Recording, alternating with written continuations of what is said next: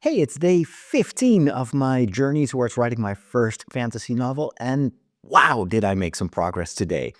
I started writing my magic system, and it's still relatively early in the day. This is the first time in 2 weeks, I think, that I've finally managed to accomplish what I set out to do, and that is to start early in the morning with about 2 hours of writing. And so I sat down and I knew that I had to start thinking of my magic system. There are little bits everywhere in the story that I've shared with you so far, but in order to be able to develop certain story beats, to think about how is this magic going to be applied in real life situations, I need to first conceive of the principles of my magic system. Now, as you know, my magic system is based on the magic of stories, the transformative magic of stories.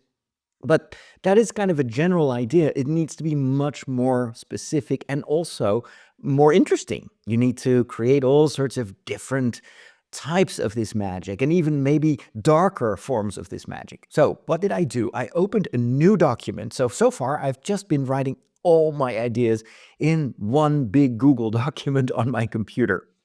And that has the advantage of helping me feel that I'm making progress. I mean, I see all these different texts. Sometimes I will just start by reading through what I wrote the day before, and that triggers new ideas for today.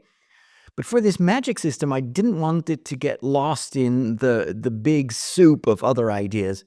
And so I opened a new document. And that's where the problem started, because I was literally staring at a blank page and I had writer's block. I was like, how, how do I do this? It was all of a sudden as if I had to start at zero again. And it was a kind of a very abstract way of writing. And normally, as you've been able to tell from my videos so far, I'm a very kind of organic writer, at least in this part of the process. So my mind is extremely associative, but it also means that it needs to be fed with existing ideas, and then that triggers new ones. And here with this blank page, nothing was triggering my imagination. And that is where I suddenly got an idea. And that is, well, what if I use a technique that I've learned in the world of TV? I've been working in TV for 17 plus years now, and one of the ingredients of each program that I made is to interview other people. And oftentimes these people will tell me when I first contact them for a documentary, they say, well, I don't have anything to say.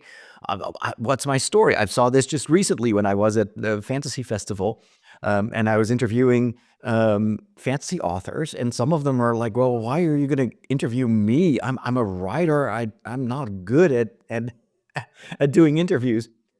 But then when you meet people that kind of get into this idea that, well, they have nothing to say, it's my job to ask questions, to trigger responses. And the way in which I do that is usually I start with some really simple softball questions like, okay, so tell me a little bit about your youth, or what's your own favorite book? And then it's like literally priming the pump. It's simple questions anyone can answer. But that does something to your brain. It just helps you to start talking and not overthinking. And I thought this morning, well, what if I use that same technique for myself? What if I were to interview myself about this magic system? Because I know that somewhere there's a lot already constructed. It's just a matter of putting it all on paper and then see how all that will start to cook and come together. So I started to ask myself really simple questions. I literally the first thing I typed on that blank page was, so how does the magic system work exactly? And then I explained the general idea of my magic system. It's based on storytelling. I'll just read what I wrote. One of the things of storytelling, one of the powers of real life storytelling, is that it literally transports you in another world. You forget about everything else. Time seems to stand still. And you are in a different world where you learn, you can try out stuff, you have experiences, you feel emotions. You can get extremely motivated after reading a good story. So all that are elements that are also going to be a part of my story magic system.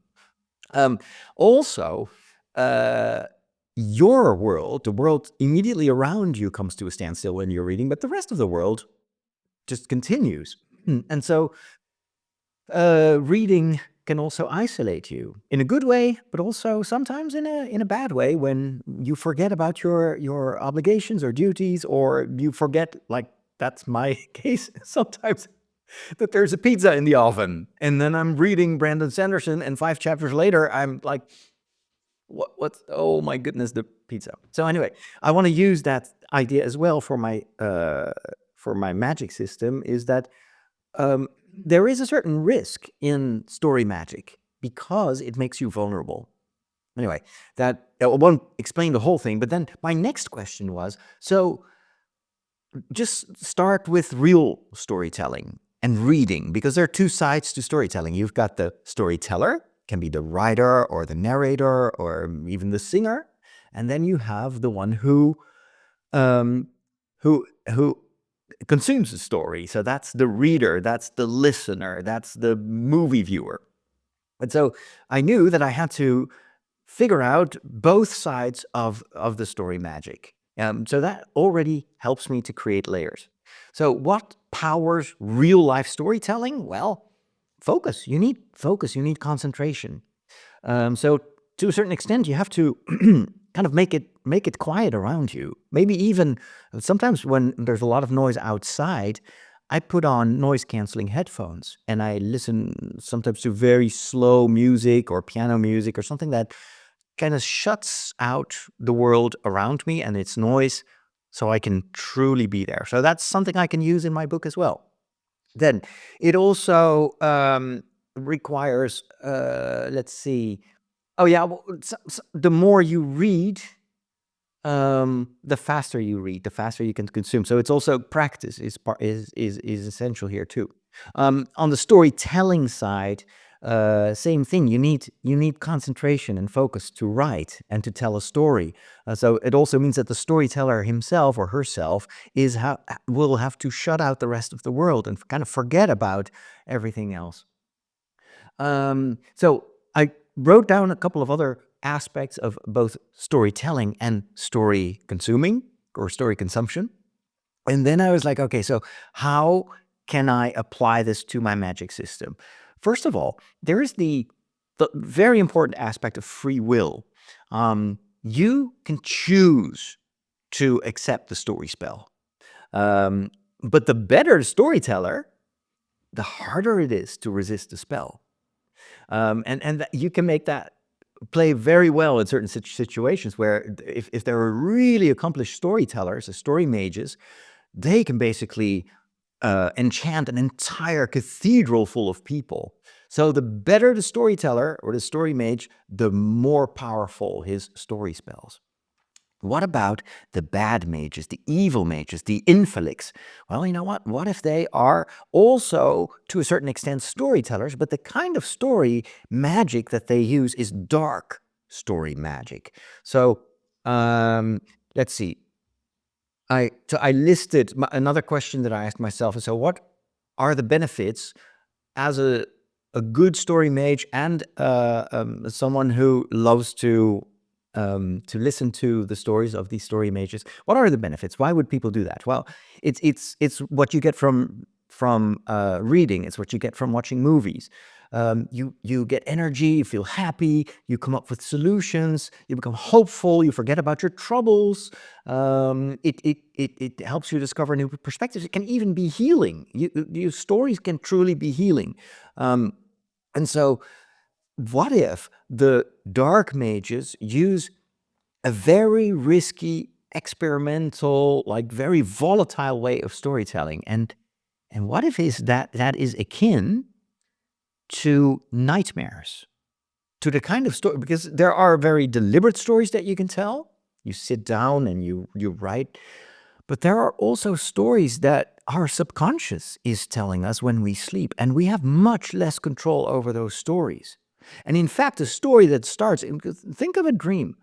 A story can start in a very positive way, and then all of a sudden it's like it turns and it becomes dark. And it's almost as if in your dream world, in that nightmare, at least that's my experience, your world becomes extremely small. I often feel very claustrophobic when I have a nightmare, and it's like I can't see the bigger perspective. It's like the opposite of a positive dream, where all of a sudden you can fly around and the world is sunny and there's like so many cool things happening. But when you have a nightmare, it's as if your world is just like a, a few inches around you, and that's it. And that's why you are so scared, because you no longer have an overview, and you never know what's lurking just around the corner. So what if these mages, these evil mages, use that type of storytelling? And when they tell a story, what they do is they close people on themselves. They make them scared, like the opposite of all the values that people get out of positive storytelling magic. And that has an impact, just like a nightmare has. When you wake up after a nightmare, you feel terrible. And you're like still like, wait, was this real or not? And those feelings may actually linger for a while. Well, what if these dark mages can do that? And the fear that they instill by telling these nightmarish stories actually carries over to real life and affects the way people look at the world. Now, what about the magic book? Because I had the Codex Fabulae, all right? It's this magical, ancient, sacred book that is co-written by scribes, human storytellers, and angels on behalf of the creator, the storyteller with a capital S. And because of that, those stories have an even stronger power than good story spells and evil story spells. And this is where my theology helped me come up with I think a really, really cool idea. What if the difference between the regular stories that story mages spread, what if the Codex contains stories that are so powerful, because they're not just human stories, they're also like divine stories. Those stories do not just affect the people that are inside the story through the story magic, but they physically manifest what the story says. So the words are not just words. They don't have only like a psychological impact on us or a spiritual impact on us. So what if those stories can actually make things happen in real life? That is why that book is so important. That is why the bad guys want to have it. What if those stories are necessary to literally ward off dangers? Say, for instance, there's a natural disaster threatening the coast of Ireland, like huge storms, maybe even magical storms, who knows? But then, in those times of extreme danger to the population, the monks will actually carry the codex to the place where everything is going haywire and there's so much destruction, and they read a story about in which the wind is calmed, in which the storms subside. And the moment they read that story, it happens. The storm actually calms down. You can probably tell that there's a little bit of a biblical inspiration there. But this can also happen when there's a famine, for instance. The monks can read from the book, from the codex, and crops will start to grow. If they read a story about milk and honey, there is actually going to be milk and honey that manifests. Or I don't know, maybe the cows will get all excited and the bees start buzzing again. But you get the gist. The thing is, this is so powerful that there are lots of rules to kind of contain that power. And there is a good reason for that, because the unique power that the Codex has is to literally change the world, to generate things that weren't there. But that can have a very dangerous effect because people might actually get addicted to that power. So the question that I ask myself as the interviewer is like, so why wouldn't people use the Codex all the time? They wouldn't have to work anymore. Well, exactly because of that. It would make people passive. It would make them very dependent on the Codex.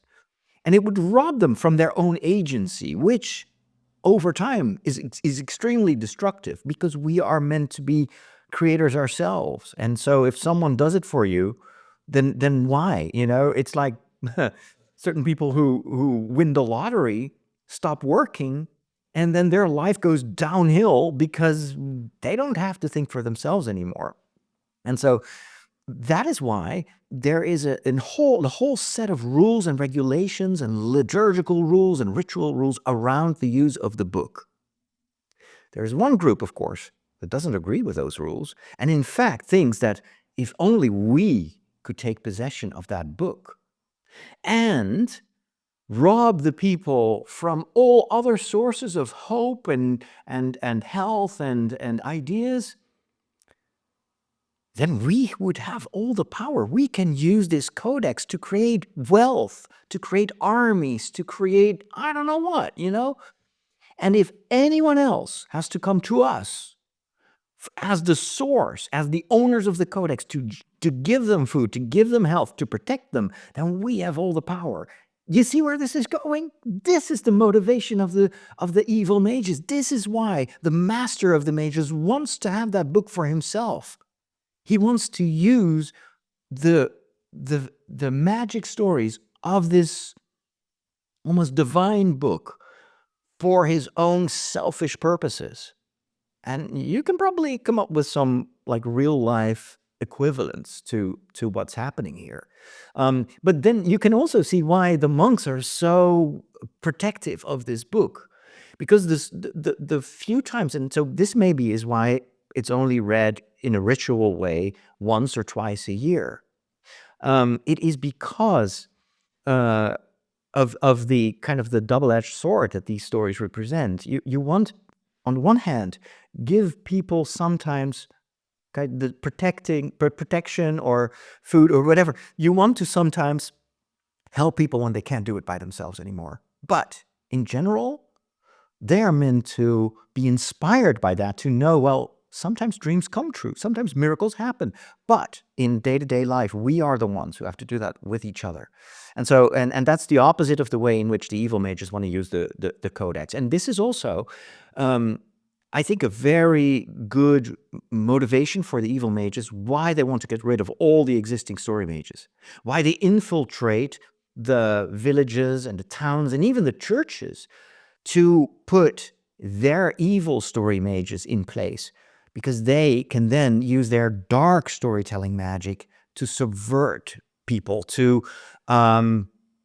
because that's what fear does, right? If you're afraid, you lose agency. You think that you're no longer in control. And so this is exactly what they want. And these evil mages, of course, are undercover. You don't see that they're evil. And what that does is it makes people afraid to even use story magic. They become very, very skeptical because they've had terrible experiences. This can also help the evil mages to control the population, not just by instilling fear or making them dependent. No, it will actually be because people don't trust the good mages anymore.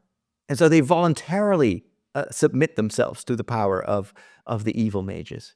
So this is how I continue to write and to write and to write. I had another idea, which was also about like another level of storytelling magic. So you've got the good story spells. By the way, how does that work? That's another question. So how does it work? How do you initiate a story spell? Well, obviously you need to use words. And those, so what are the words? Because I can't just every time my heroes need to use story magic, let them sit down and tell a whole story. That's not active enough. But what if the one thing that initiates the spell is what I use all the time in my videos, in my podcast. It's a hook. It's a hook. It's the first few words of a story. Like, once upon a time, there was dot, dot, dot. Or a long time ago in a galaxy far, far away. What if those are actually the spells? You have to say the words. What is the counterspell? How can the evil mages disrupt these story spells? There are two ways. You can plug your ears. This is why the animals are not affected by the time slowing down. And then I came up with another idea. Well, what if the people, for instance, who are hard of hearing, who have a hearing impairment, what if they actually are very important in my magical world? Because they are protectors, they are guards. They can resist story spells so they can stay alert. This would be a way to include even characters. Even this can include characters with an impairment in the story, which I think is important. Representation is helping the story to connect with lots and lots of people. Anyway, so that's an aside. So you can plug your ears. This can also be a very efficient way later on in the story when there's a battle with the evil mages for the heroes to protect them against the evil spells, right? So how do you defend yourself against story magic? Well, another way is to garble the words, to take the words from the original spell and put them in the wrong order, and just, it's like, you must know this. Sometimes when you're trying to call someone, right? You're typing in the mobile phone number, or someone tells you, oh, just call this and this number, and there's like, wait, it's like 045, what again? And if someone tries to troll you by yelling random numbers at you, like 5, 3, 6, 5, you're like, shut up, I can't focus. Well, what if that is a way to defend yourself from story spells? You use the words, but you garble them. I don't know, just an idea. And then there is this other. This is the last thing I wrote down. Angels like Ethan are also storytellers. We've seen this in the tower, where the angels are working together with the scribes to continue to write the codex. But what kind of magic would the angels use? Well, I thought, what do we see time and again when angels appear in the Bible? They sing. Look at the nativity story, right? Thousands of angels singing in the sky. And well, what if angels can cast spells, very powerful storytelling spells, by singing the words? And what if they don't even need to use regular language, but they use divine language that anyone can understand? It's like the power of Pentecost, right? It's like the opposite of Babel, where people can't speak to one another because they don't understand each other anymore. And then Pentecost is kind of the reverse of that. Everybody understands the words that come from the heart. So what if the angels can sing, and you have this mysterious language that they speak, and that is a very, very powerful spell. So anyway, it's just an idea, but I like the idea that the angels have like extra powerful magic. And then, of course, in the end, like I shared with you yesterday, we know that Ethan will merge with Alara. So Ilara will also obtain the power of song, the magic of song. And in that, with that music, she can tell stories. And I don't know. There's so many opportunities for storytelling. So that's what I did today. Can you tell that I'm excited? Love to hear your feedback. Thanks for following me along. And oh, by the way, I was talking about how to group people that want to become part of my street team, to help me giving feedback, reading what I write. I've started to create setting up a page on my website, and I will include like a form where you can actually send me your details, and I will put you on a mailing list about my books, about my storytelling. If you go to fatherroderick.com/books, that's where you can find the page. It also shows you a few of the books that I've already written. None of them are available right now because I still need to work on the page. But so fatherroderick.com/books. Check it out, and we'll talk tomorrow. Take care.